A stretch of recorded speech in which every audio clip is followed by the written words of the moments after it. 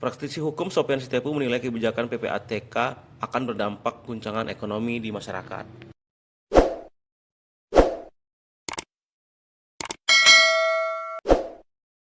Dirinya meminta kepada pemerintah agar menarik kebijakan tersebut.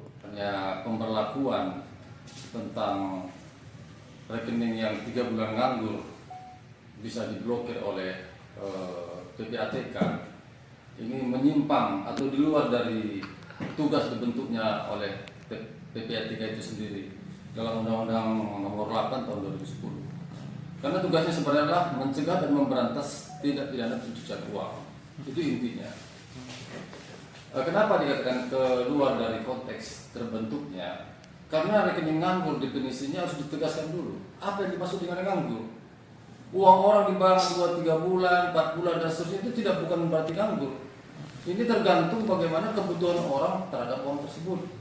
Bisa saja dia pergunakan disimpan 6 bulan, dalam 4 bulan atau 3 bulan berikutnya ada. Oleh karena itu, ini sangat membahayakan sekali. Kebijakan-kebijakan yang tidak dibangun dari landasan filosofis dan dari suatu landasan kepentingan masyarakat ini berbahaya sekali. Dampaknya bisa saja nih goncangan ekonomi, bisa saja orang ras menarik uang semua di bank,